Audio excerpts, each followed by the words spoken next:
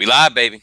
All right, we live. Peace. What's up, everybody? All right, welcome to uh this inaugural Beltway Jones episode. I'm your boy Teddy Awusu, and my co-host. Go ahead and introduce yourself to the people. I should go by the name of Angry today because I'm pissed. I told you I'm pissed off. It's your All boy. right. Just introductions. We gotta get there. That's my name. It's gonna be Anger. Nah, Ricky Williams back at it. Y'all know me, Blacks and Yak, Untitled Always Master, Current States of Everything. The resume goes on. YTG Global. Shout out to all y'all boys, home All and right. abroad, and girls too. Can't leave you out. Yeah, equal opportunity. All right. So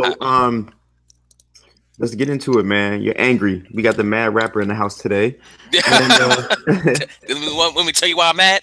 yeah, we about to find out. So, folks, he's mad because we're about to get into the Washington Wizards right Mm-hmm. now. NBA playoffs is going on right now. We're in round two, and the Wizards are no longer in the playoffs, as we all know. And a couple of articles came out after they were dispatched and went fishing. Uh, One in reference to Ted Leonsis, the owner, sent out a couple of tweets stating that they're okay and they're looking to build on what they have and they have all the right pieces. And a lot of Wizards fans are not on board with that. One Ricky Williams and another myself, and then secondly, another article came out stating that the Wizards had re-signed Ernie Grunfeld to a quote secret contract. Oh my god. Many people find that Ernie Grunfeld is the reason why the Wizards seemed so ill-equipped to face a team like Toronto, who is now getting their asses busted by the Cleveland Cavaliers, but that's another story for a little later. And lastly, John Wall came out and said that the team needed more weapons. So there seems to be some type of conflict within the Wizards organization between the star players saying that they need more pieces, the team re-signing the GM who has slacked in getting them pieces for over a decade now, and then the owner saying that they have enough pieces to go ahead and build and move forward. Now, I let my man Rick sit long enough without going in. Ricky, what do you think about number one, the owner's approach? Number two, the GM still being on the team and actually being extended, and then the star player. So All right. let's guns out. Okay. We go from the top down. Ownership, coaches, players. All right. So ownership. I'm on Facebook, like all these different groups, wizard pages, whatnot. This group's called Washington Wizard Fanatics. Pretty deep, dope page for all the fans out there. Um, I essentially said that Ted Leonsis is Donald Sterling without the racism. He's complacent. He doesn't care if the team's winning or losing, pretty much. As long as they're doing enough, then that's fine. I.e., playoffs, maybe a second round exit. Ted Leonsis, I'm going on record to say, is probably one of the worst. Is probably one of the worst owners in the NBA. The dude shows very little drive. Signs off on bad deals. 15 years of Ernie Grunfeld. I mean, how much more would I say? Ernie Grunfeld, the Marvin Lewis of the NBA as well too. If we're gonna just keep doing comparisons, yeah, I like Leonsis. I like when Leonsis took over the team. Rest in peace to A. Poland. I thought he was he'd be like a fresh. He was always around, but I thought he'd be him taking the majority role.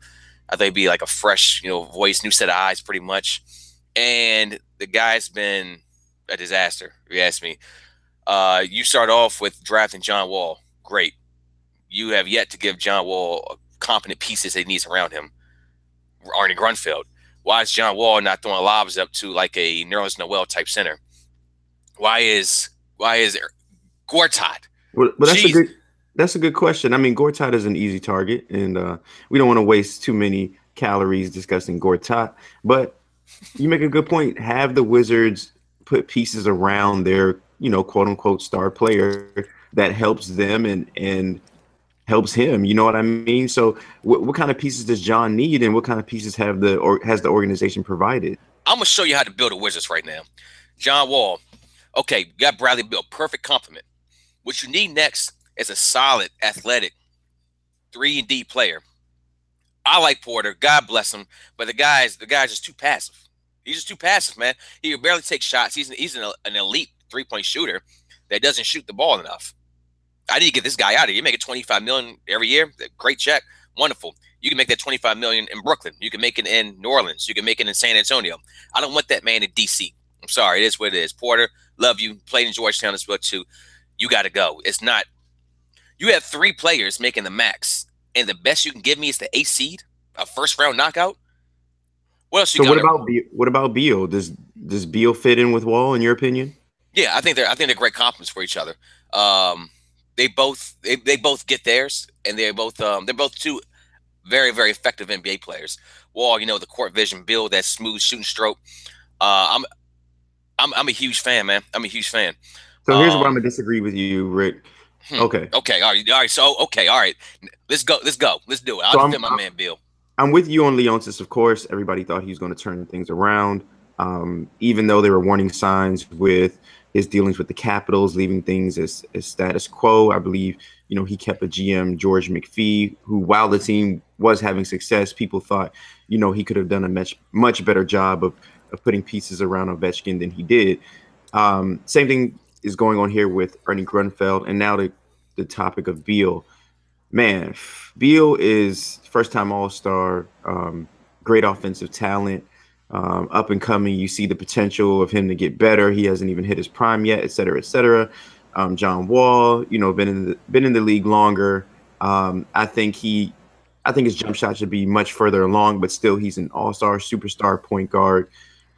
These two at the shooting guard and point guard positions should be a better match than what they are. I believe there is a little more to their relationship than meets the eye. It's been too much smoke for there not to be at least some fire. And if your 2 best players can't mesh well, or to the point where the team still doesn't have a leader, according to Paul Pierce, who's close with that locker room, and people who cover the team see that they're lacking in leadership, then there's obviously a problem there with your top 2 players. Whether there's issues with establishing who's the man, or how they work together, it hasn't worked. It hasn't worked, and it doesn't look like it's going to get any better. And it really looks like, especially after midseason this year, that their relationship took a step back. I think you got to trade one of those two. Um, I think I'm pretty much done with this experiment. It was nice to have them both, and the team constituted as is. But I mean, these second round, first round knockouts, in the East, they aren't much to hang your hat on. We're looking at Toronto right now. They're the number 1 seed in the East. They're going to get swept in the second round, and they're going to have nothing to show for their regular season. A few years back, the Hawks were the number 1 seed. I mean, these East teams, they're not really a threat to move ahead or anything like that. And the Wizards have pretty much been in the mid tier to the bottom tier of the weaker conference of the NBA. And we're, as you said, to your point, $100 million. And it just doesn't make any sense. Not to mention, you still got Ian Mahimi making $16 million on the bench. The guy averages more fouls and points. I mean, bro. Wow. Yeah, exactly. Look, check the stats. Numbers don't lie, baby. What? I want to take this hat off. I want to throw this hat. If I ain't love DC, I'll throw this hat into the goddamn trash can right now. Give me a minute. Give me a minute. I'm not trading Bill. I'm not trading Bill, dude. I'm not doing that. I'm not trading Bill and Wall. I think Bill and Wall can still exist. I think they can still work. And you saw towards the end of the season, I disagree with you. Bill and talking, we need John back. We need John back. I mean, it's saying all the right things. It was more so Wall and Gortat that had a little back and forth. Now, I know how I feel about Gortat. You know all DC feels about Gortat. So Gortat is out of here. Is Gortat the problem? Was Gortat the reason why the Wizards lost to Toronto in the first round? Was either sole reason? No, I can't. I want to blame a team sport on one player, but he was part of the problem. I mean, when the Rockets, I mean, not the Rockets, but when the Raptors go small, I mean, this guy, you can't put him out there at all. He can't guard nobody in the 3-point lane. He can't do anything for a 3-point line. He can't do anything for you. He could barely protect the rim. Gortat's actually not a rim protector. I feel like Rick. I feel like talking about Gortat or any Jan Mahimi or any of these other players would be like the Cavs losing, and we talk about what the hell was Tristan Thompson doing at the club with these 2 strippers or whatever. You know what I mean? It's man, like he's living his best life. It's like he's a complimentary player. Gortat is Not the best center in the league. Can we improve in that position? Hell yeah, we can improve. But he's out of here, so we don't need to Is waste he? time. Yeah, this is last year. We don't need to No, waste. no, he had one more year in his contract. He'll be on a contract this year. He'll be on the team this year. What? Every Yeah, year it's like a one more year for Gortat. Are you sure he has one more year? it's one more year. Jesus. Yeah, Anyway, that's why I'm mad. Now you see why I'm angry.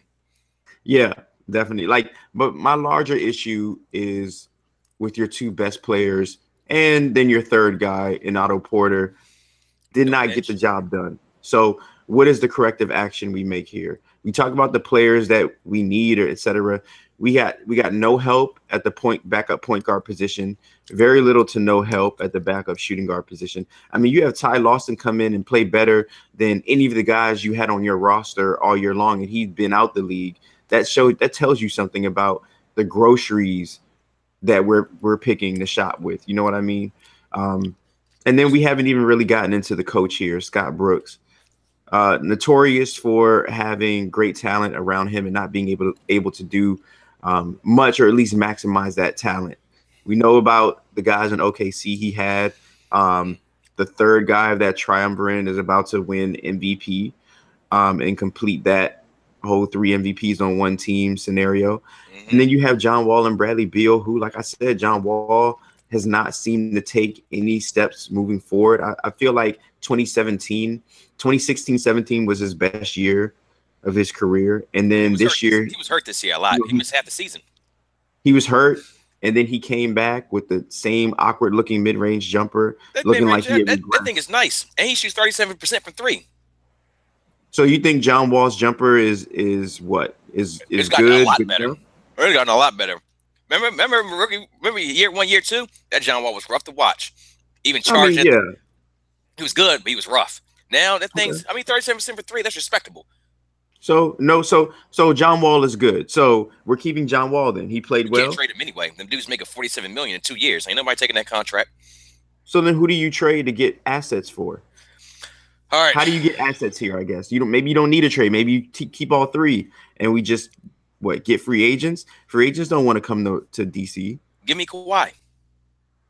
Oh, just all right. That's it. Just Give me San Kawhi. Antonio, give us Kawhi. Come on, not like that. Give me a deal. I'll give you Sato. San Antonio fan, they probably don't like this one. I'll give you Sato. I'll give you Otto Porter as well. Otto Porter seems like he would fit well in that Popovich system. I think you do very well down there. He doesn't speak anyway too much, so they all trading their souls at the door when they walk up in San Antonio. I just lose this guy. Holy shit!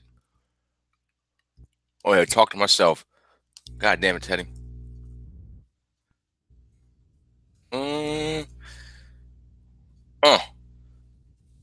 Hey Chris, hold on a second, baby. I know you still there. Shout out to you.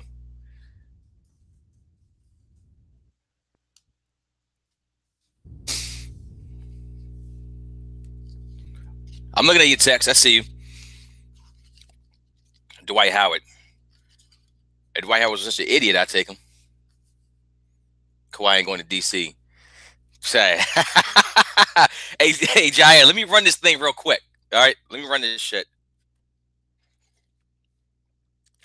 I'm sure exactly what trade I'd do. They'd probably take it. I'm watching. Let me call this man real quick. Had a little technical difficulty. That's all right. It's all part of the show. Give me a little bit of time to eat this.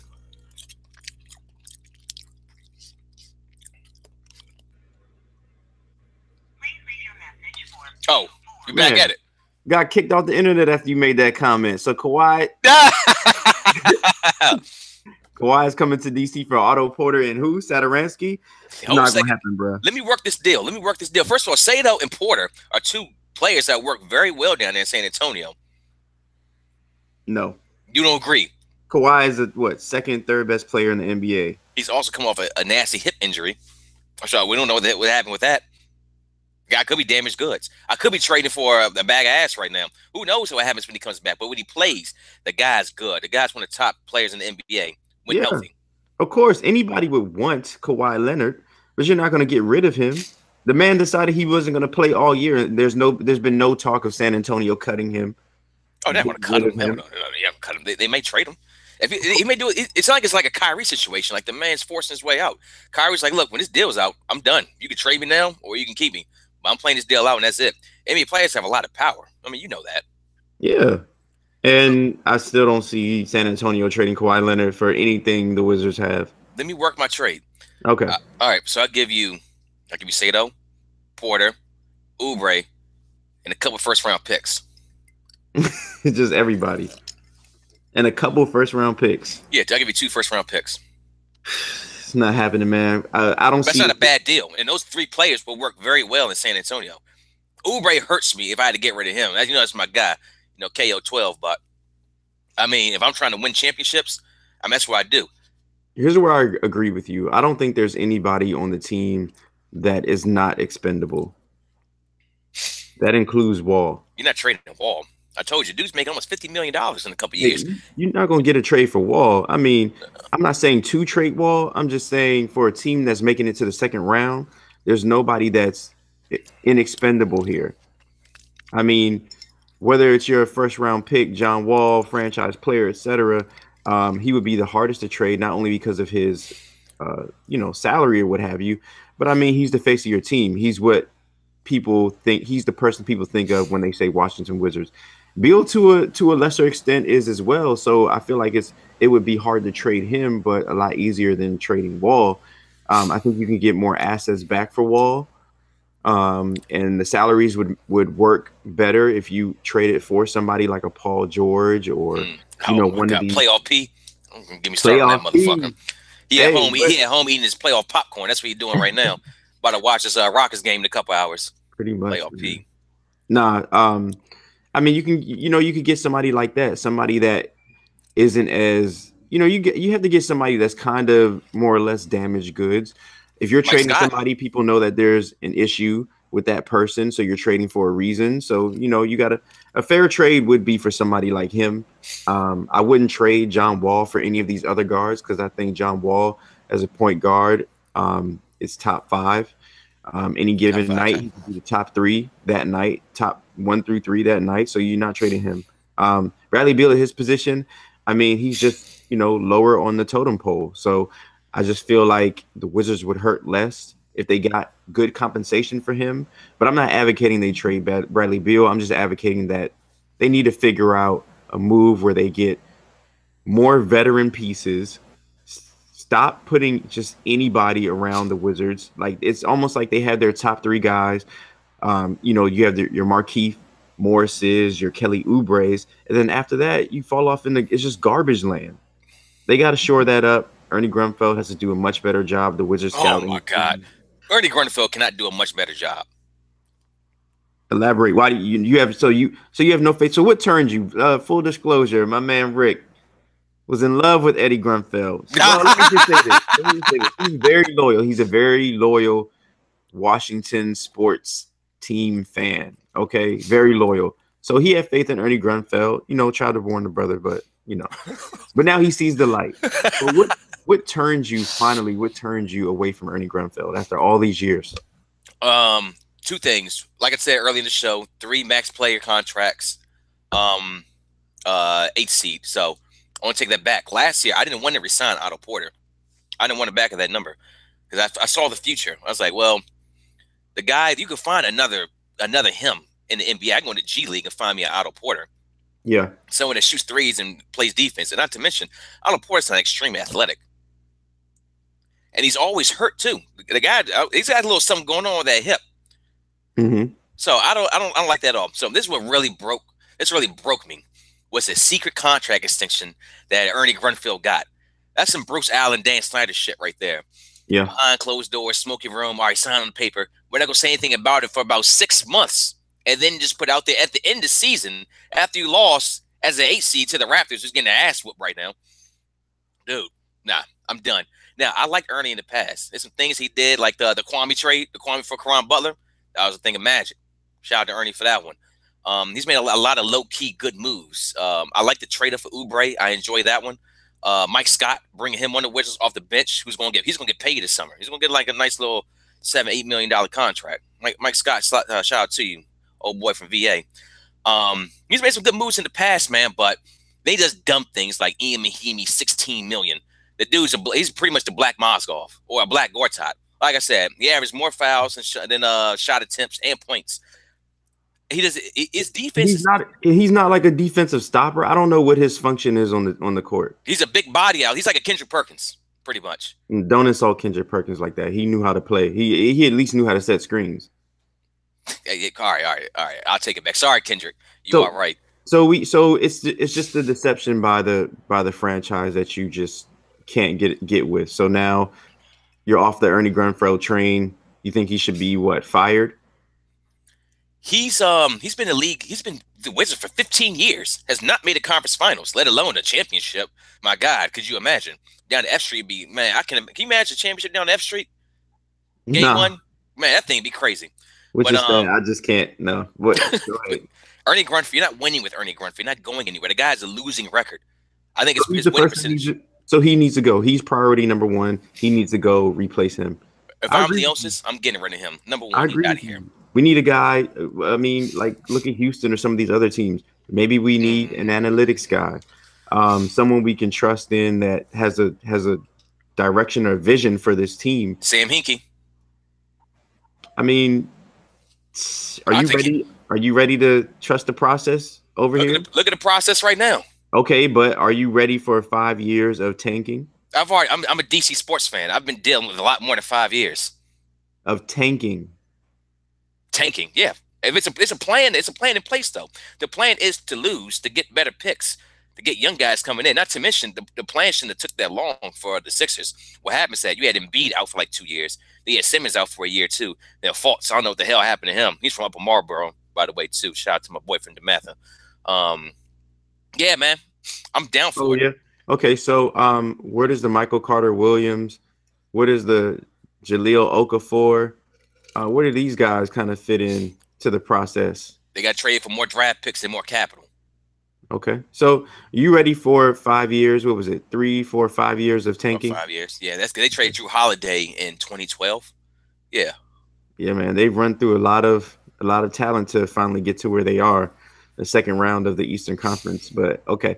All right. So we got a plan there. We're gonna get rid of Ernie Grunfeld. We're gonna get right back into the second round of the Eastern Conference in about 7 years, and we'll be back at it again. All right. So anyway, so moving on. We do have other teams, actually playing in the NBA right now. And so Rick and I were kind of like wondering, of the teams remaining, we have, some future Hall of Famers in each series. And just by the way they're performing, we know that legacies are built in the playoffs. Just by the way they're performing in the playoffs right now, we kind of want to just give our opinions on, the Hall of Fame status or what these playoffs are saying about these players right now. What are these players saying about legacies in this moment? So let's start off with the Celtics 76ers series. Ooh, I got a lot to say about that one. Let's talk about the Sixers right now and their young Bulls and their legacies at a young age and what they're doing in these playoffs and in this series and what the series is saying about them. Man, first of all credit to Brad Stevens, dude. That dude's a goddamn genius. You know, anybody when they leave the Celtics, it's almost like the Patriots too. You just you suck after that. You had Isaiah Thomas leave. He didn't do shit. You had Jay Crowder looked like he couldn't play basketball anymore. Avery Bradley, who looked like to be almost like on a Bradley Beal, Victor Oladipo level last year with the Celtics. It's pretty much lost in time. Went to the Pistons, flamed out. Went to the Clippers, got hurt, free agent. He's lost some money. Getting traded from the Celtics. Then you got all these other guys with the Celtics that I don't think they'll be as good elsewhere. First of all, Scary Terry Rozier. Rozier, that's my guy right there. And I think Rozier is dude. I'm telling you, I'm a huge fan of that man. I think if I'm the Celtics, I'm going to go ahead and trade him this offseason. Get some more capital back. I think I know I've been wrong about this before in this same episode, but I think he's a free agent. This is somebody who I want the Wizards to look at. Nah, he's starting somewhere. I got to take a look. Boy, could he start for you over Brad Beal? Rozier? Yeah. Nah, Rozier point guard. Man, he's he's doing a lot more than I mean, he's scoring 28 points. Yeah, yeah. He's doing a lot more than just passing the ball around. But okay, so great point by you. I do see Brad Stevens as a Hall of Famer, and I think this is just adding to his legacy right here. You have a team lost his two best players. He lost his golden boy and that he coached in college, Gordon Hayward, and he still has his team in the second round up 3-0 against who many people hailed as the team that was going to meet LeBron and them in the Eastern Conference Finals. I never said that either. I was good. I was right on that one. They You ain't didn't ready. think the Sixers were going to make it?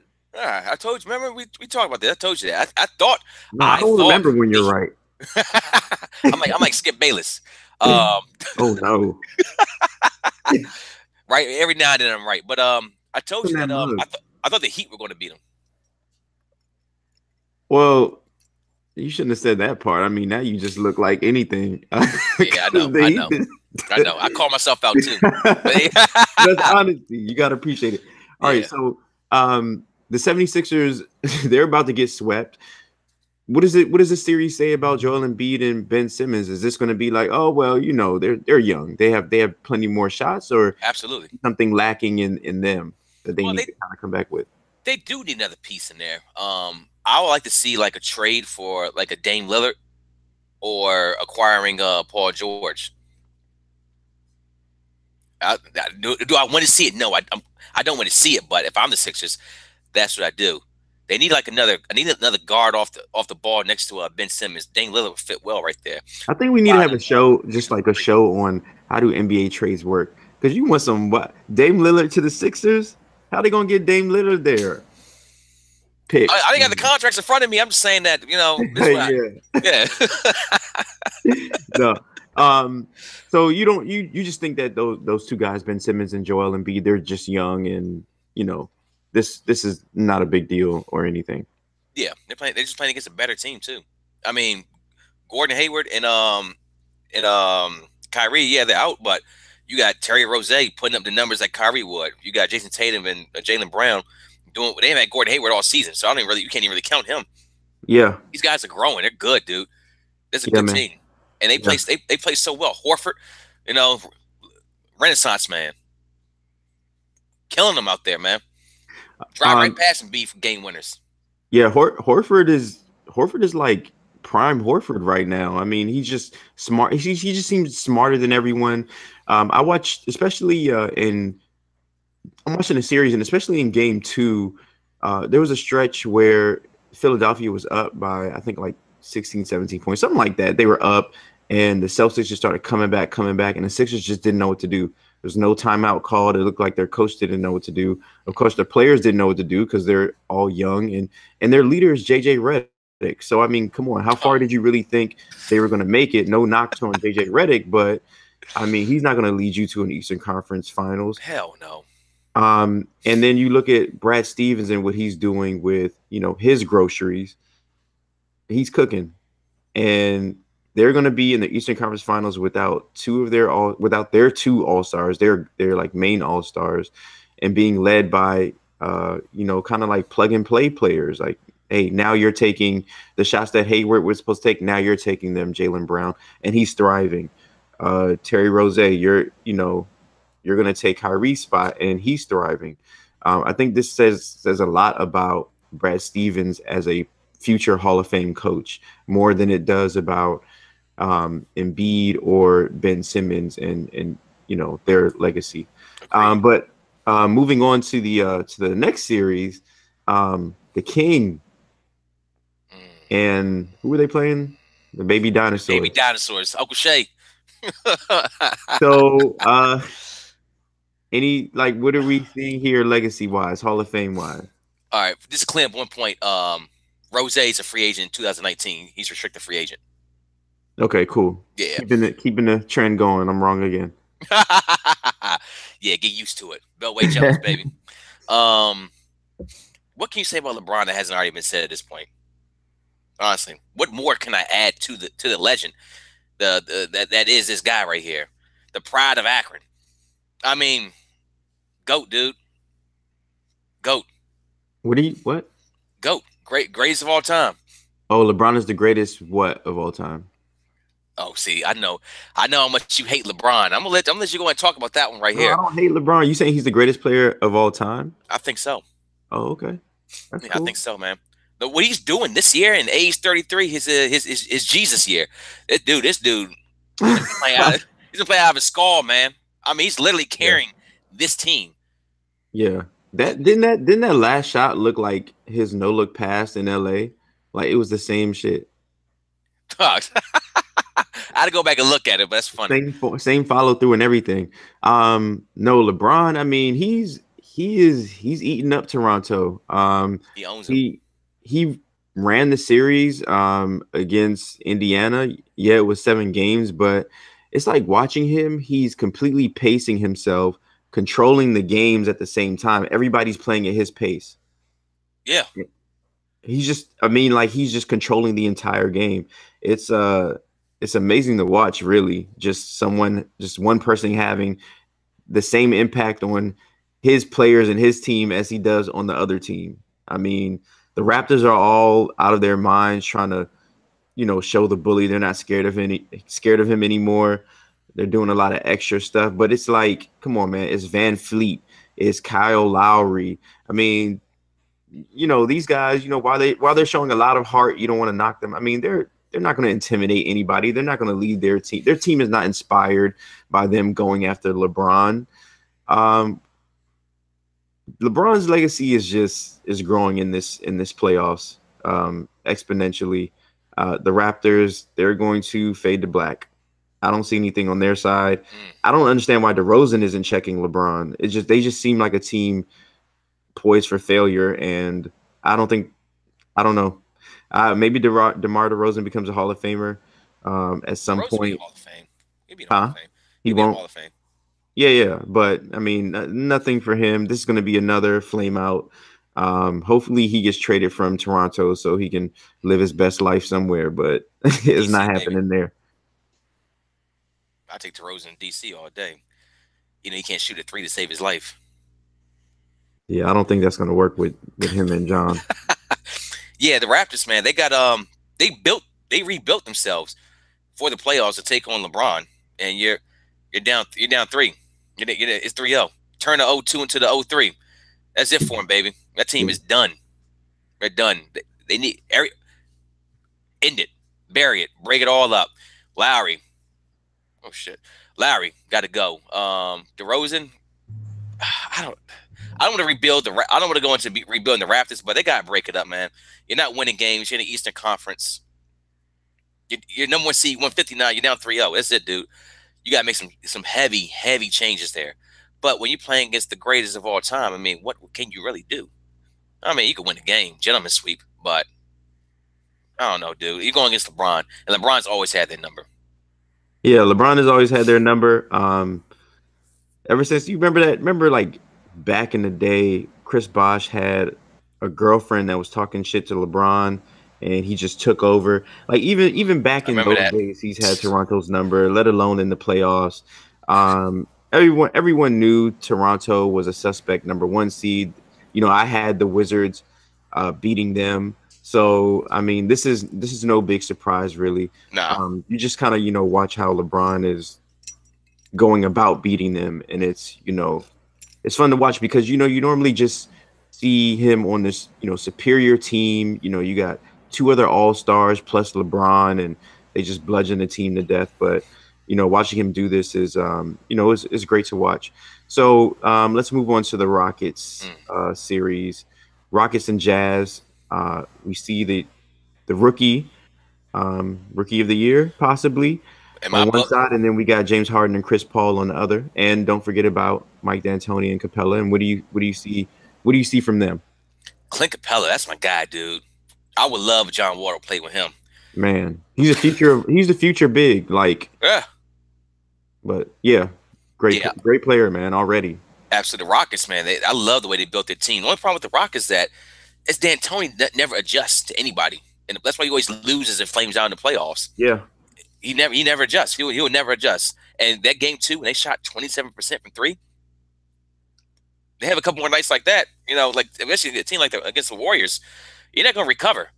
The Jazz, I mean, they went to Utah. They won that game. I expected that. I expected them to win tonight too. I expect the series to be closed out pretty soon. But you can't be. You gotta be. D'Antoni's got to do something, man. His legacy to me is I don't know. It's always shortcomings. It's always a great regular season team, but it's a lot of shortcomings in the playoffs just because of that. That's seven. You got to know how to play a nice half court set. Well, Some hold on. defense. Well, while you're on that train of thought, you know Uh, how they'll talk about certain teams that they were really great teams. They just ran into Jordan and the Bulls. They just ran into Kobe and Shaq. Is D'Antoni that coach? no, I'm not putting D'Antoni in that sentence. He ran into Phil Jackson. He ran into Greg Popovich. Nah, Ran into Pat Riley. nah. They, you know what? They should have beat the Spurs that one year when Davis, his dumbass, suspended Steve Nash and Amari Stoudemire for putting a toe on the court. Yeah. They said it was a year. They had their time.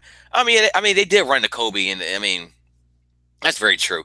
But you know what? So did Dirk. Dirk ran into him too. He made it to a couple finals. He even got himself a ring.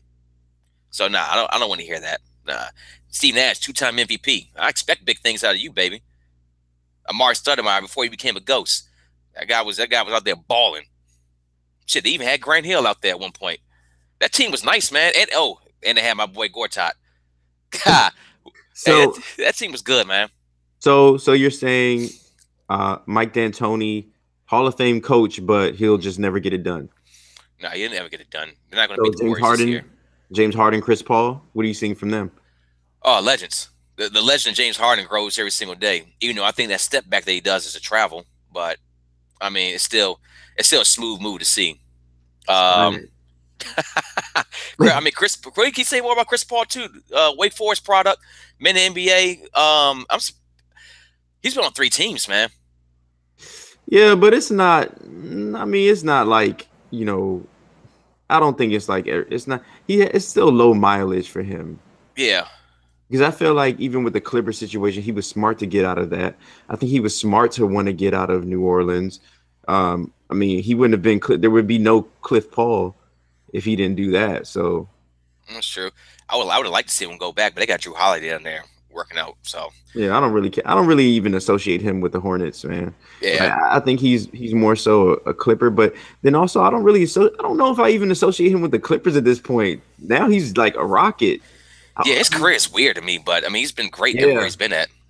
yeah, he has, and so with Chris Paul, I was talking to a buddy the other day. I think he would actually perform better if the Rockets had a more traditional offense.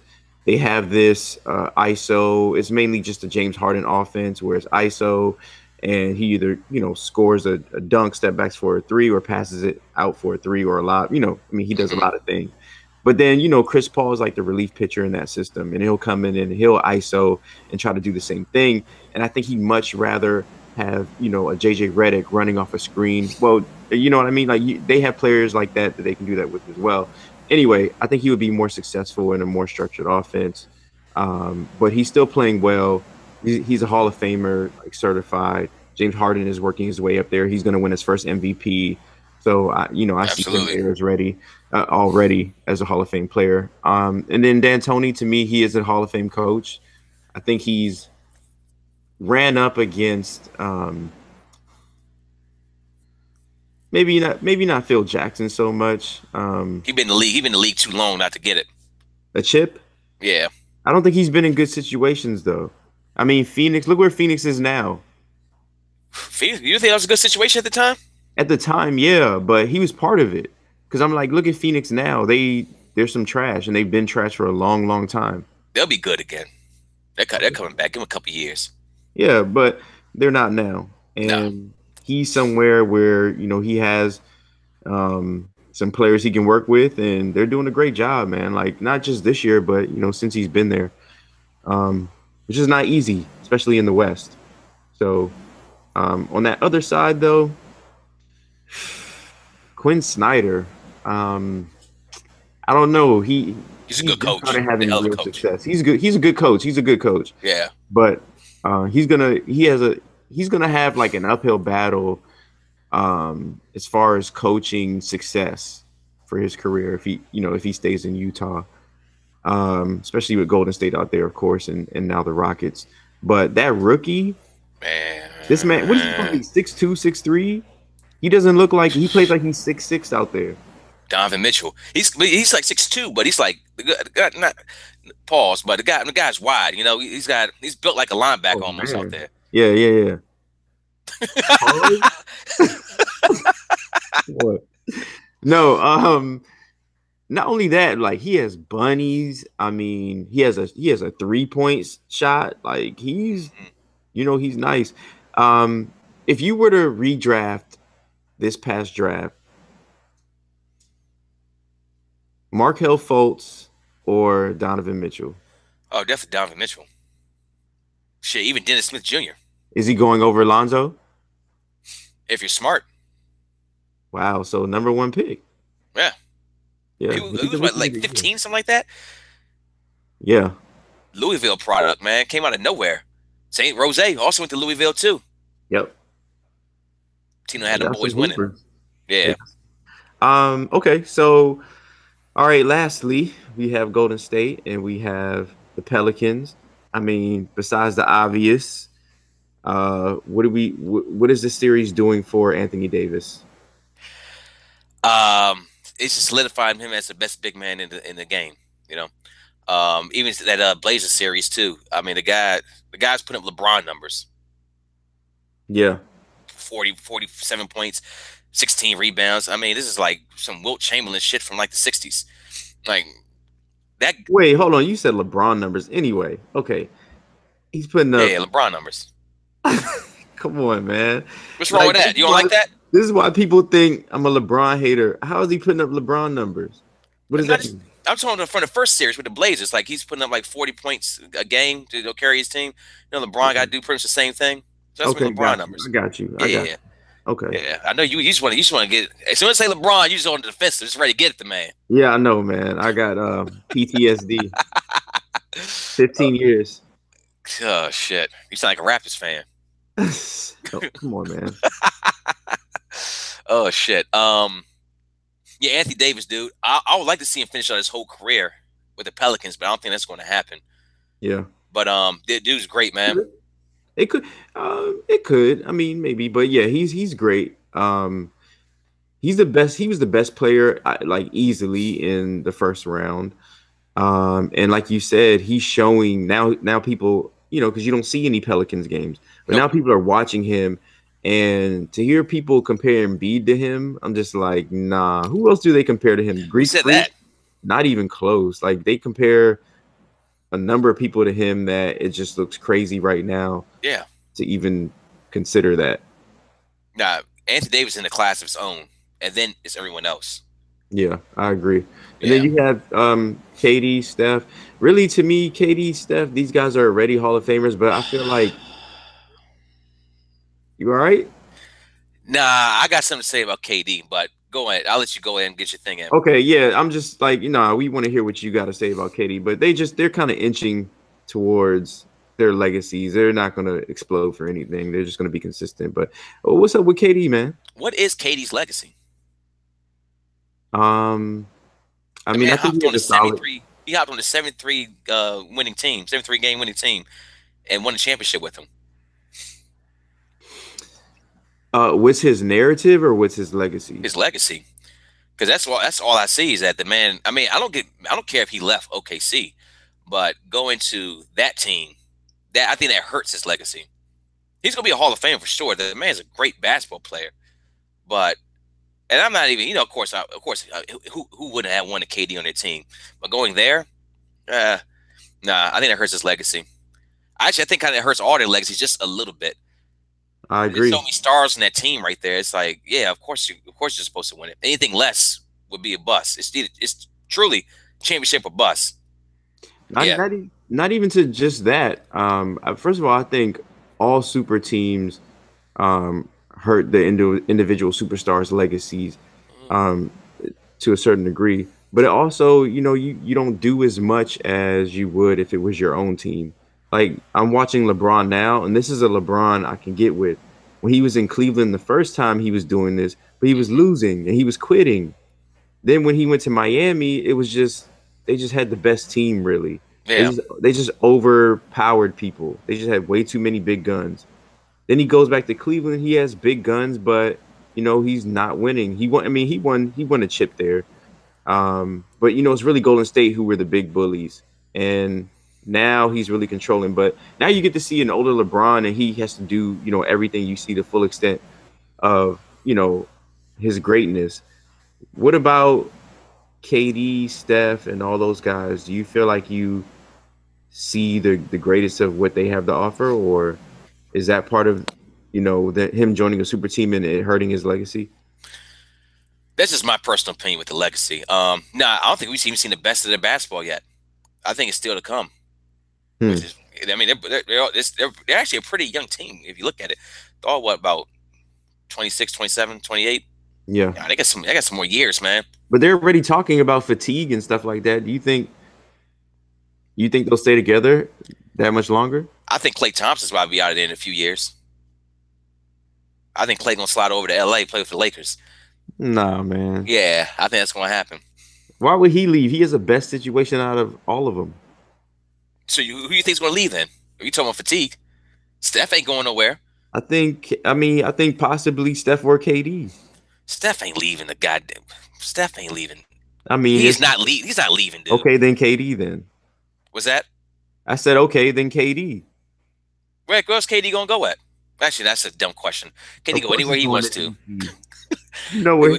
Not to KD. KD gonna come to DC. He's like 39 on like No, the last year. It's like farewell tour from the league. no, he's No, gonna come to DC because that's the only place that's gonna have love for him.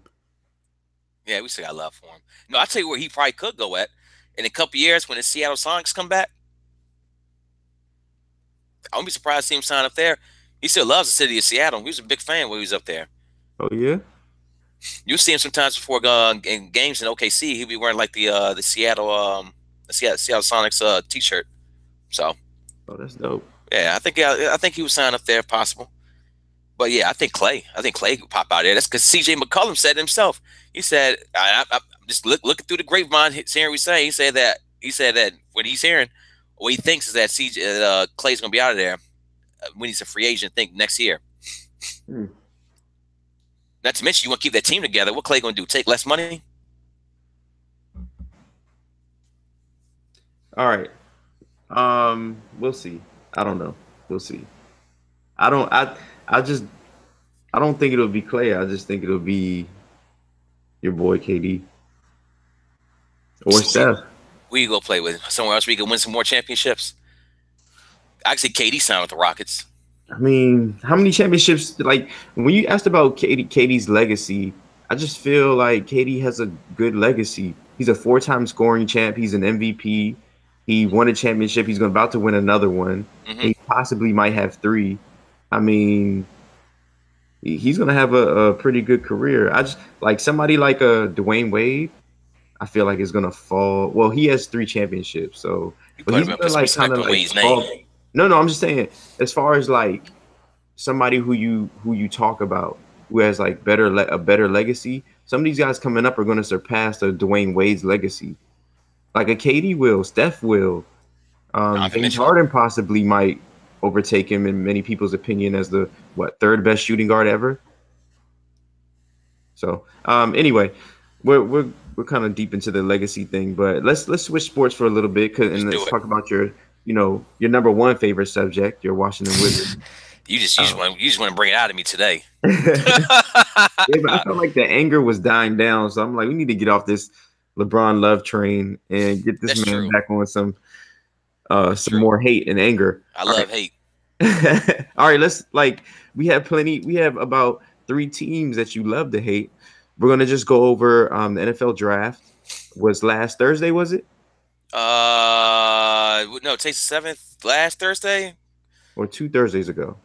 No, it was last Thursday. You're right. Yeah, it was Last last Thursday. Thursday. Yeah. Okay. Damn. Yeah, and we just want to go over not the whole draft, just the NFC East and what we think of the Giants, the Cowboys, Eagles, and Redskins and their draft picks, and kind of give them like a draft grade. So Well, let's start with the bottom dwellers here. The New York Giants, the New York Football Giants. The Giants in round one selected Saquon Barkley, running back out of Penn State. In round two, they selected Will Hernandez, offensive guard. And in round three, they selected Lorenzo Carter, who's like a defensive end, edge rusher. He works well in the 3-4. Mm. And in the fourth round, I'm sorry, also in the third round, they drafted BJ Hill, a defensive tackle. In the fourth round, they drafted Kyle Laletta, quarterback Richmond. out of Richmond. Yeah. Does that perk your ears up at all, or Just a little bit. to Just a be little bit. expected? RJ McIntosh, defensive tackle out of Miami. So altogether, they spent a lot of their draft picks on shoring up their defense, which they kind of worked on last year when they signed all those free agents on the defensive end. They were terrible defensively at times this year, but that whole team kind of gave up. So this Yeah. was a Yeah, they did. disappointing year as an organization. But so they had Saquon Barkley, who they took number 2. What do you think about the draft pick, and what do you think about the pick for the Giants? I thought it was great. Yeah, Saquon, they would have called him the best running backs prospect they've seen in 20 years. Mm-hmm. Yeah, that dude's a beast, man. And Saquon, I was sad to see him get drafted there, but the Skins had to play him twice a season for the next 10 years. Saquon's gonna be the guy, dude. Yeah, He's they don't gonna want to be face him with that run defense. 32 in the league. Yeah. And the year before that, they're like historically bad when it came to defense. Goddamn Skins. Oh yeah, Saquon, man. And then you got a guard. But the Giants couldn't run the ball last year at all. They didn't have any running backs It was the running back. So you think that with in Saquon, line.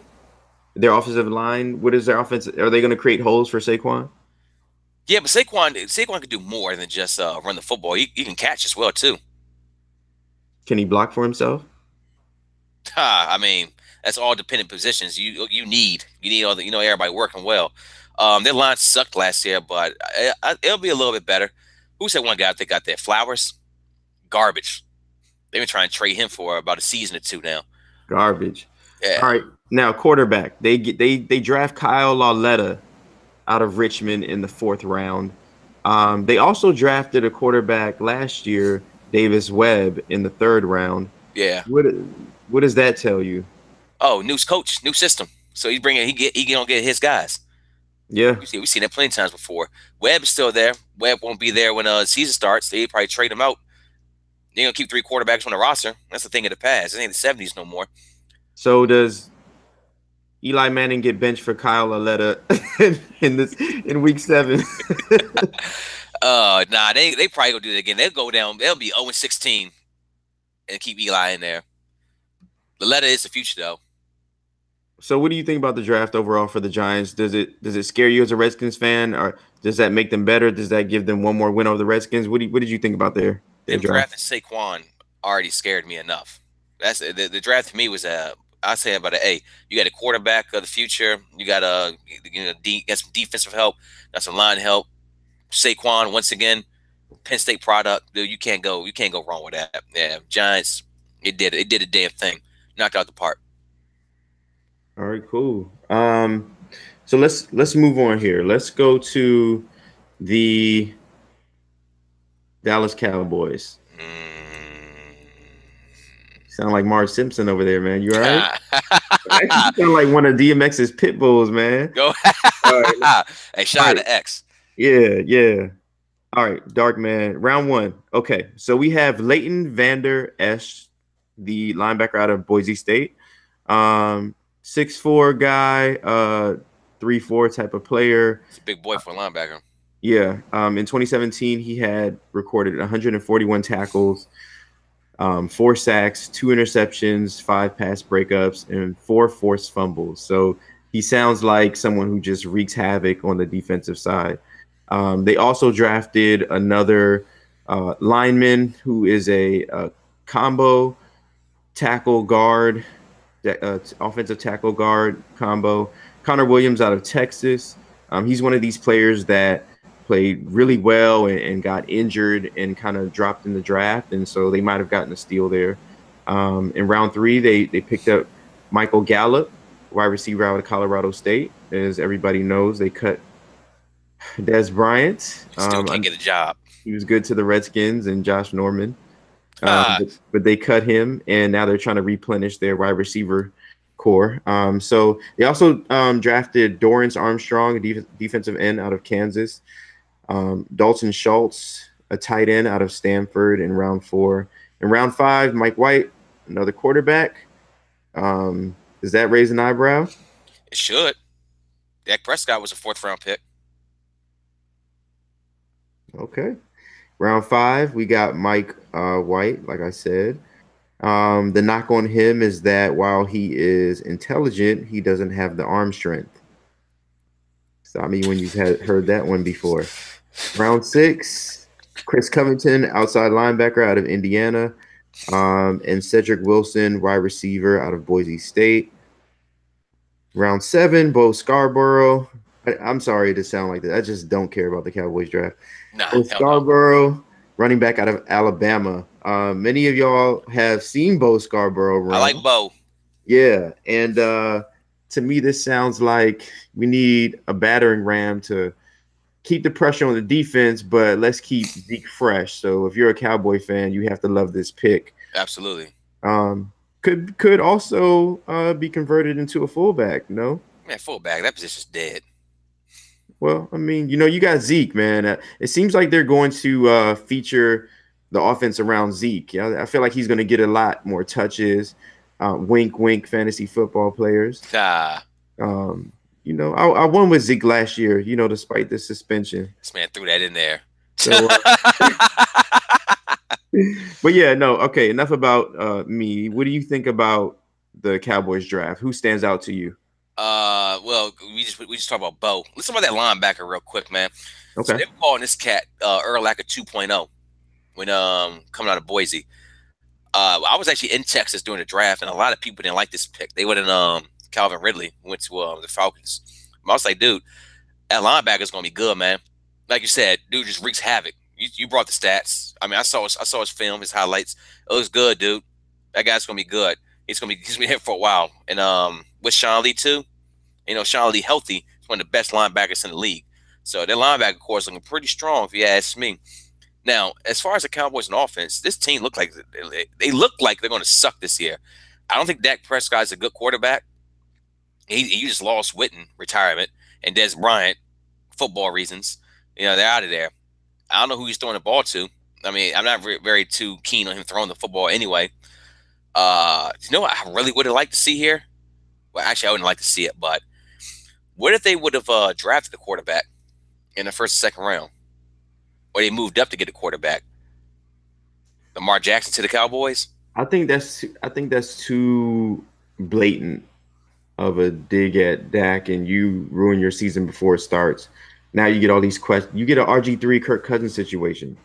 It's the same thing that happened here. That would always be a narrative because they drafted 2 quarterbacks in the same draft. It's just, usually you have a veteran backup. You draft your quarterback of the future and you have a veteran, but they drafted 2 quarterbacks the same age. But anyway, let's move on. Is there anybody else on the Cowboys while we're here? I don't give a shit. Okay, yeah. Let's move on. Like, what are we doing here? Yeah, exactly. All right, let's move on to the Washington Redskins for now. It's only right that we save the chance for last, right? Got to. Got to, man. Respect. So, all right, round 1, Deron Payne.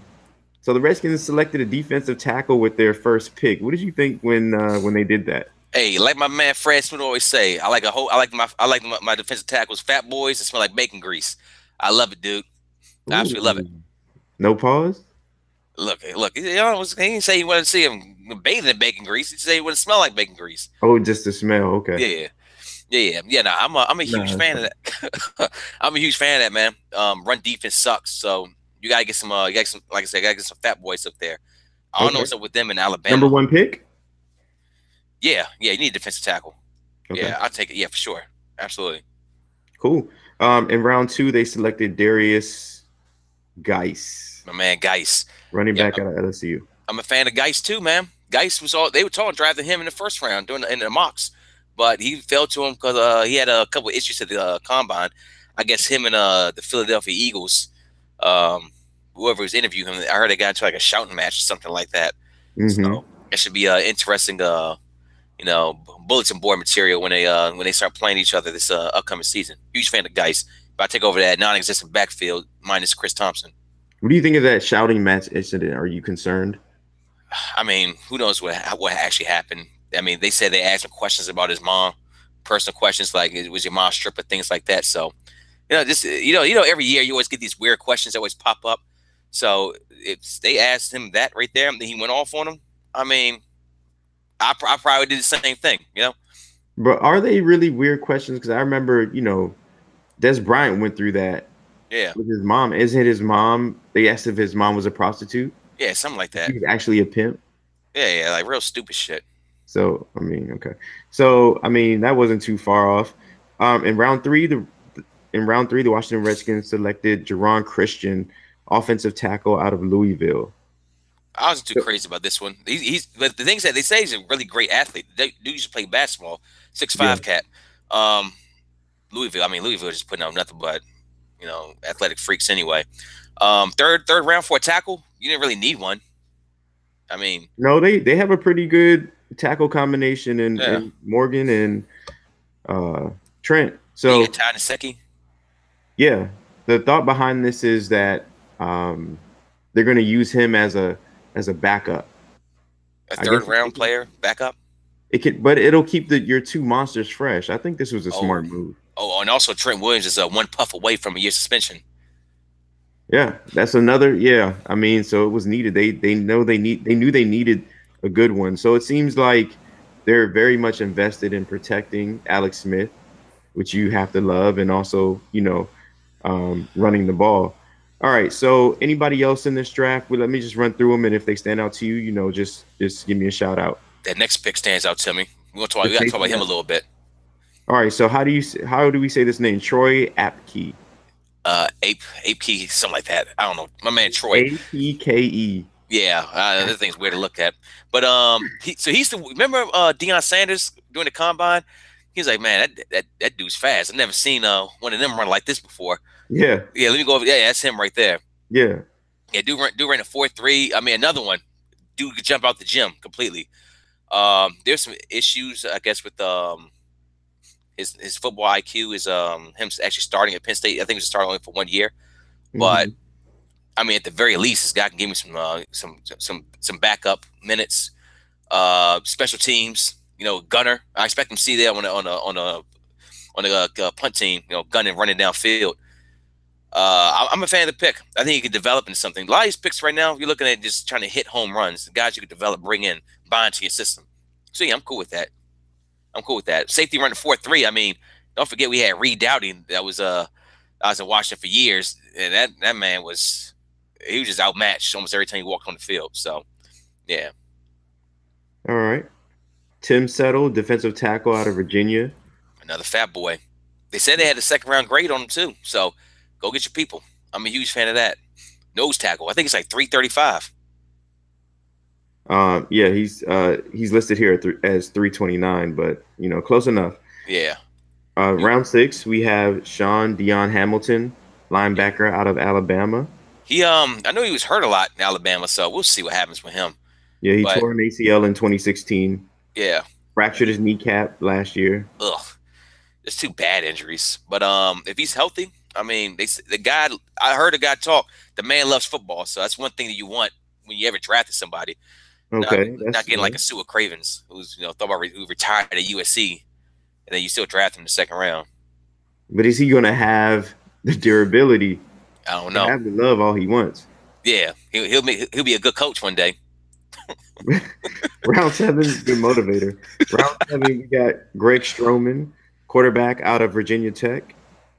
Oh yeah, corner. Yeah, he's a returning. I mean, you need cornerbacks. Cornerback is a very weak position for this team, if you ask me. Yeah, and why is that? Um, in round seven, we got Trey Quinn, wide receiver out of SMU. I'm a fan of this pick, dude.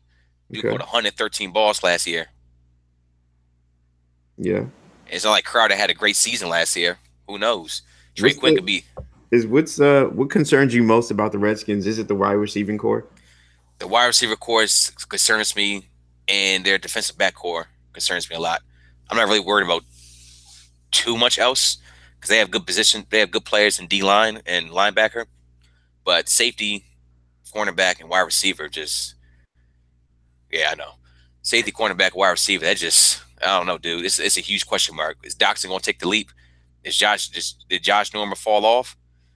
Safety, Monte Nicholson. Can he stay healthy?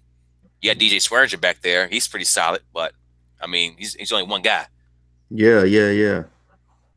It's them back there. So the Redskins obviously look like what they're trying to improve their run defense. They need a receiver.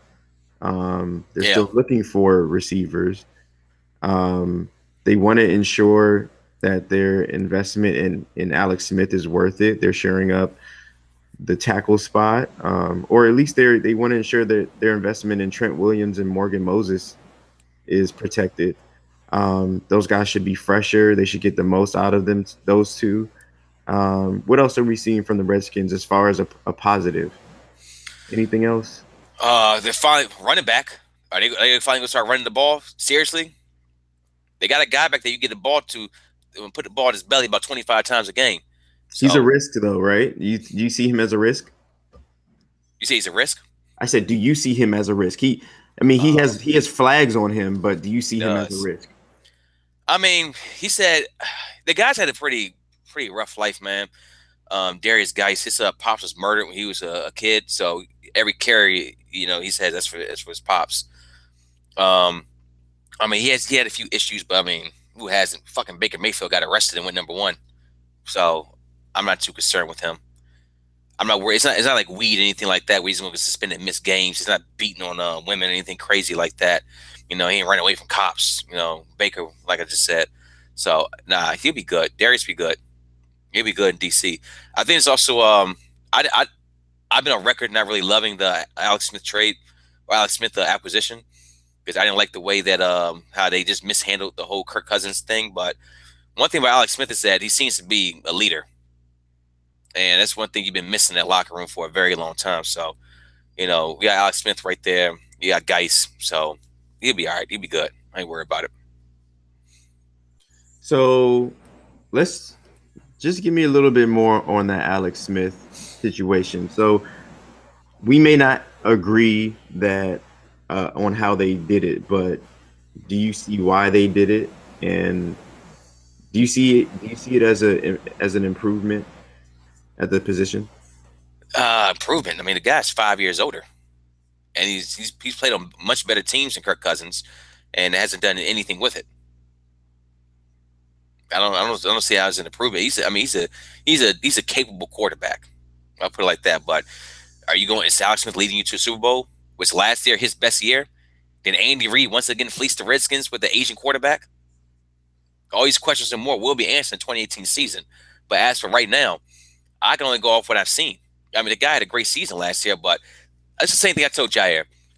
I don't take out your worst year, take out your best year, and let me see actually what you are.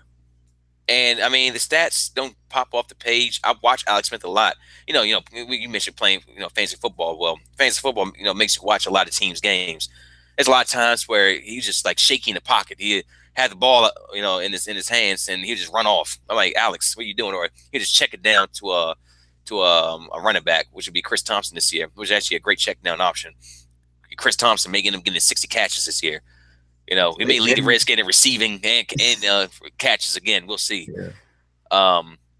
He doesn't do anything great. He doesn't do anything bad. He doesn't turn over the ball. He's just pretty much like just a run-of-the-mill quarterback to me. He's not top 10, but he's not top 10, but he's better than half the quarterbacks in the league, if you ask me. So, I mean, me personally, I would have traded Kirk Cousins last year, and I probably would have But rocked with Colt that's McCoy. also that's I mean, yeah, that's also hindsight, right? Well, it depends. Bruce knew he was going to sign Kirk Cousins. Almost everybody in DC kind of like, well, he's probably not going to sign him. Alex Smith gets here, immediately gets a 4-year, $94 million deal.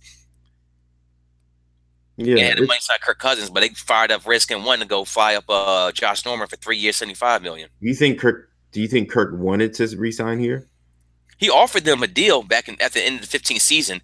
It was a 3 year, 60 million, and they didn't want to take it. Hmm. All right, let's move on to the Eagles. All right, in the second round at number 49, Dallas Goddard, tight end. Goddard, Yeah, we'll go Goddard. Sounds Goddard, cool. Yeah, it sounds cool. out of South Dakota State. Need a tight end. So they need a tight end. What is it? Your boy Ertz is there. They have Yeah. Selleck as well. No, I think Selleck retired. Oh, Selleck retired. Okay, so um, they're shoring up that position. That in the fourth round they got Avonte Maddox, cornerback out of Pittsburgh. So he's supposed to, I guess, fulfill that slot role for them. Yep. Josh Sweat in the fourth round, defensive end out of Florida State. Matt Pryor, offensive tackle out of TCU in the sixth round. In the seventh round, they picked up Jordan Mailata, offensive tackle out of South Sydney, Rabitos. That's a crazy name. What the hell is that? I I have no idea. So I mean, I guess what would you say this was? I don't know if anybody stands out to you. They won the Super Bowl. They had some late picks. Did anyone stand out to you when you saw who they got? I feel like they have a super team already. So Yeah. I mean, they already got all the pieces, so they're just adding. They didn't have a lot of picks at all. They didn't have a lot of picks. But I mean, obviously their system worked out because I know they traded a bunch of picks. Traded for Jay Ajayi. I mean, the quarterback they're good, running back they're good, line they're good, wide receivers are good. They picked up a tight end. I thought that's probably the one that stands out to me the most. Defensive line. I mean, I think it's scary. yeah. Cornerback, safety. They're just good all around. They're good all around. I feel like out of nowhere, like really, you guys were.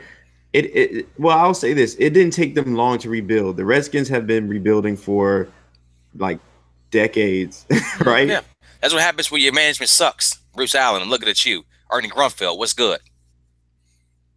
Yeah, man, decades, and the Eagles, they're out of it for a little bit. They get back in it, dip their toe in the water, then they're out of it for a little bit, then like they're back at it and they got a shot. The only thing that can hurt this team really at this point is what? Injuries, right? Yeah, that's it. Well, actually, I don't know. Wentz gets injured. Foles steps up and they win the championship. Yeah. I mean, that's tight, man. Yeah, I don't know anything stopping. They're gonna be back this year too. They're the best team in the NFC. Yeah. What about a repeat for them? Oh, I don't know. I don't know about that. How healthy is Wentz? Well, I guess it doesn't matter. You got Foles anyway. You got Foles. Yeah, it depends. It's not so much for them. I guess it's what everyone else is doing. Yeah, Kirk with the Vikings. The Vikings will be back for sure. The Falcons, they'll do something. Who knows? Cam Newton. Every year is always there's always a surprise team that comes out of nowhere in the NFL and they're just good. Last year was Jacksonville. Who could be this year's Jacksonville? I don't even know, man. I have no idea. It could be the Giants. The Giants could be really good. They could be 3-13 next year. The Giants? Yeah, it's possible. You just never know. New coach, new system. You said they could be 3-13? Or 13-3. My fault. Oh, okay. Yeah. I thought you were all right. Anyway, no, you're right about that. That's what makes the NFL like it's the wild west. You never know what's gonna happen. Sure.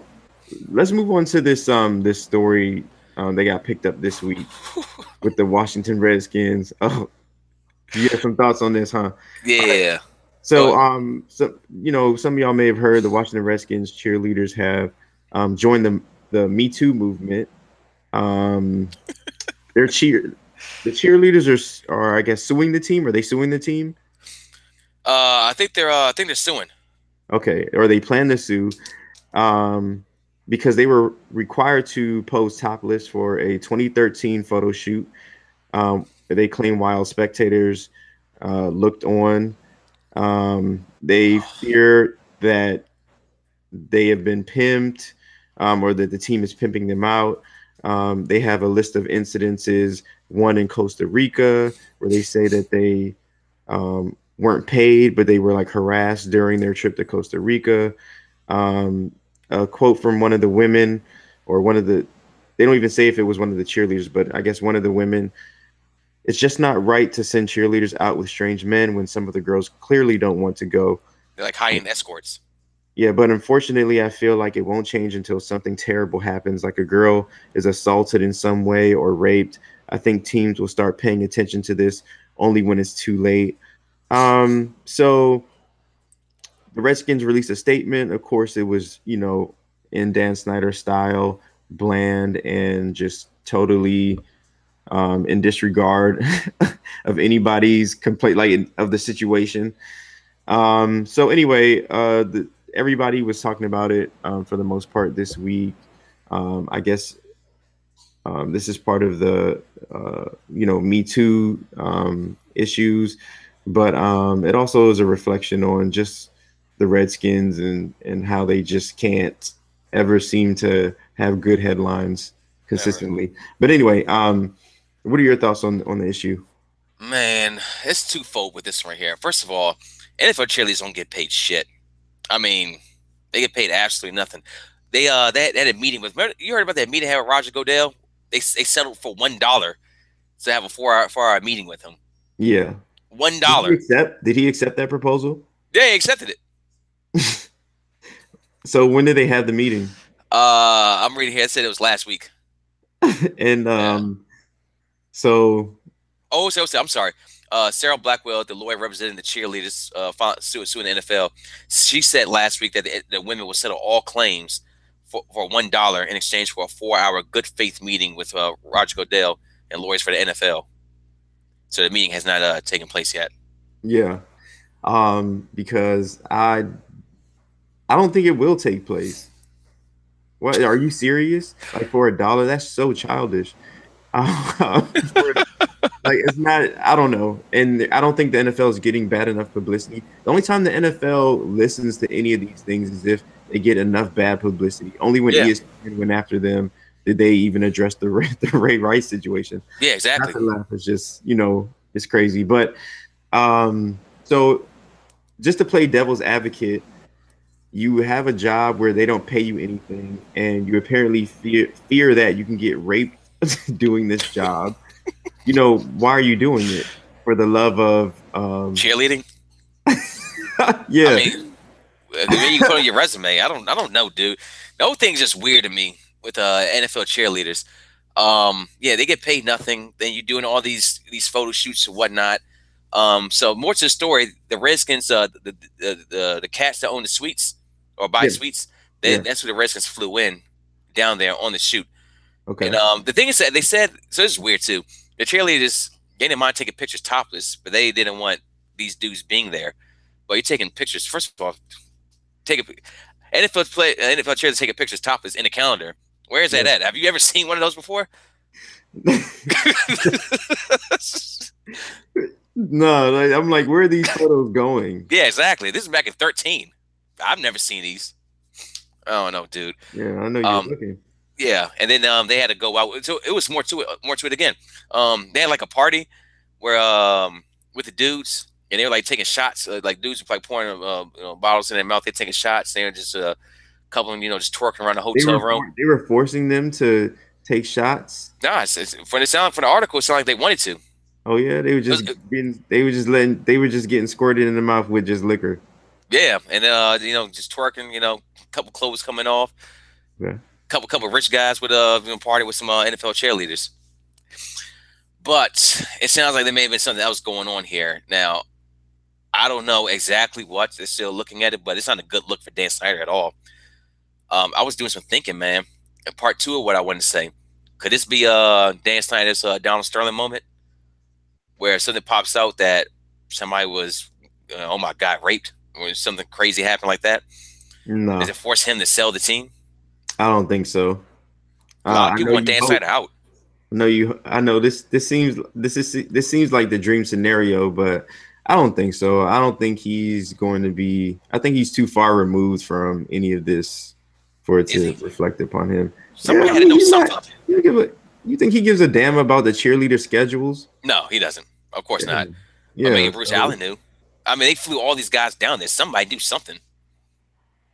Yeah, I mean, yeah, I'm sure it's I don't know, man. I just I don't know if this is um an issue at all, to be honest. It's weird. It sounds kind of crazy because like you're working a job that you think you could potentially get raped at. I guess you don't get paid enough. um why are you at that job? And if you have to have it, I mean, it doesn't pay enough. So I don't know, man. They shouldn't have to be subjected to things that they don't want to be subjected to. Yeah. So they just need to work it out. But I'm sure the Redskins aren't listening to them.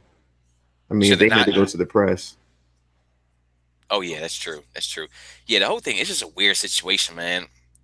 Like they don't get paid shit. Like you lose money being an NFL cheerleader. I mean, you have your face on TV, but no one knows your name. You know, I don't know. There's some things that you could do with it. Like this Ravens cheerleader, end up being like an actress in Hollywood. I forget her name right now, but she went off to do a couple things. Yeah. Um, yeah, cheerleaders in general are just weird. You remember a couple years ago, the one with the Ravens that she was 47. Her husband was she's 47 year old, became an NFL cheerleader with the Ravens. Her father, or not her father, her husband was a billionaire, and she ended up going to jail for a sexual assault for like a couple some years because she ended up all right, so she ended up getting her son's friend, like, got his number, started texting him, ended up sucking his dick in the back of an SUV. That story escalated so fast. I told you, like, What? I told you. There's always to say it, man. I'm just telling you the story. You can look it up. Yeah, so she ended up went to jail. Like, I don't know, dude. The whole thing is just weird to me. Like you say, you're not getting paid any money. They ain't being harassed at work. Can you really call it work? I mean, you're not making any money from it. Yeah. Being Like a cheerleader was a choice. I heard Gilbert tell a story on his show about cheerleaders, and he was saying like the ch- like the cheerleaders and players, they were like separated. Yeah. They didn't really interact with the players at all. And I mean, I think of it more as like they're probably part of the marketing department of the Wizards, and we associate them with the players because you know they're both on the court and they're both performing or whatever, but they're more part of the corporate side. So it's a whole different animal when you're talking about that, because now you're talking about possibly the autonomy of teams to run their teams how they want. It's just like I don't know, it's complicated. I mean, it kind of is interesting to me though. I want to see like where it all balances out, because I don't know everything. I don't know all the details. And I'm sure it's like more of a labor discussion. But anyway, that's enough of that. Let's just end Get him this out of off there. with a little bit of sports. All Okay. right, so we got the Rockets game coming on tonight. It's going to be in Utah, right? Game 4 Oh yeah. between the Houston Rockets and Utah Jazz. So what do you expect to see tonight? I expect the is Rubio playing tonight? I don't He's think so. listed as questionable. Okay. Last I saw. Yeah, it doesn't matter. Like I said, it doesn't matter if he plays or not. I'm expecting James Harden to have a great game. Yeah. Okay. I'm expecting Donovan Mitchell to do his thing, and I expect the crowd's gonna be crazy in Utah already. You already know that. But I expect the Rockets to win. They Hey, weren't. They weren't last game. they won. Everything was They won quiet. game 3. Oh, you said the crowd? Yeah. Oh yeah. I mean, the Rockets took them out easily. Yeah, they were. Yeah, they jumped on that ass. Yeah. So who's winning? Yeah, I got the Rockets, and then they'll go clean this thing up when they get back to Houston. Hum, man. Unless the Rockets shoot under 30% from 3 again, but I don't foresee that happening 2 times in a series. Bro, they're so inefficient to me. I just watched them. I'm like, is this y'all? I've seen Chris Paul, James Harden, like whoever have wide open shots and just like back out to the 3-point line and swing it around just to get a three. It's like they only shoot threes. Yeah, I think they shot when more they get to threes the than hole. twos this year, right? Yeah, I think so. That's More crazy, isn't threes than twos. Yeah, wow. Anyway, it? Games if they're change. hitting, they're gonna win, duh, right? But are they gonna hit? I'll say yeah. I think the Rockets get this one. I don't think.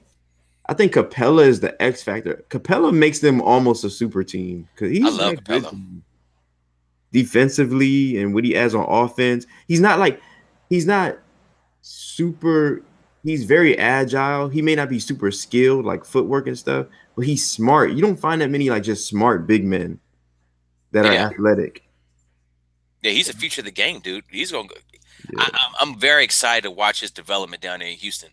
I know he's gonna be a free agent coming up pretty soon. I love if DC had a cap room to go get him, but he ain't going nowhere. They ain't letting that boy go. Nah. He's I think he's sitting there and he's young too. Yeah, But he makes Harden better. yeah, man, he gives him an outlet. This is what they wanted what's his name to do? Dwight, Dwight Howard. but Dwight didn't want to buy in.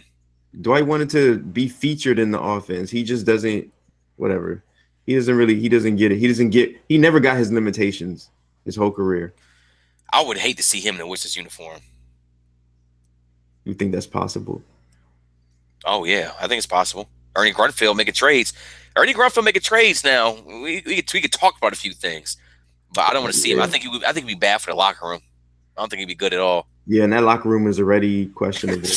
Yeah, And it's not as bad as I mean it makes more sense. I mean he is in Charlotte. Like why not? So you wouldn't want him here. nah, just for locker room purposes. On court purposes, yeah, he can't give you the same thing Capella can. He's a little bit older, but I mean he's still effective.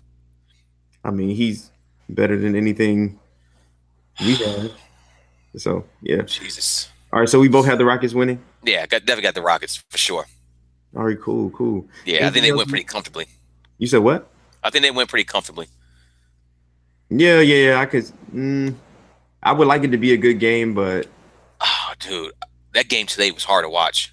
yeah, It I wasn't could. fun. It wasn't fun, dude. Yeah, it's weird. It's like this round is just there are barely any competitive games going on. Yeah, I didn't enjoy that one too much. Watching that one, watching that game today. Um, I enjoy watching Braun play against the Raptors, though. I do enjoy that I just watched the end of those games. That's the only part that, fourth quarter. yeah, just the fourth quarter because it doesn't matter if Toronto's up, if they're down, same outcome. Jesus, that's just so demoralizing. If, Yeah. if you're in the East, it's where I'm demoralized as a Wizards fan. It Oh yeah. demoralizes me, like because that's the team that beat you. Yeah. So how not close are you? Remember last year when the Wizards had that um those regular season games against Cleveland that I guess like it was a game of the year, that one game where That LeBron, was a good ass game. yeah. And they made the meme out of Bradley Beal's girlfriend and all of that. And then Yeah. after the playoffs, Bradley Beal, or over the summer, Bradley Beal was like, Cleveland purposely avoided us. Yeah. And Yeah. then and now a year later, you're just like, you realize how ridiculous that statement sounds. That was Or dumb. how it looks, regardless of if it was true or not. Yeah. LeBron ain't scared of no goddamn Wizards. It's literally no one on the Wizards. Like some teams have somebody you at least match LeBron up with. You can throw guys at him. It's not Yeah. one guy on the Wizards. I feel comfortable throwing at LeBron. Yeah. Anyway. All right. Well, anyway, Yeah. let's wrap this up so we can go ahead and watch some good basketball Wrap it up, baby. before the Monday grind. Yeah. Yeah. Fuck that. This is fun. Beltway Jones, baby. This is fun shit. So we're gonna be back.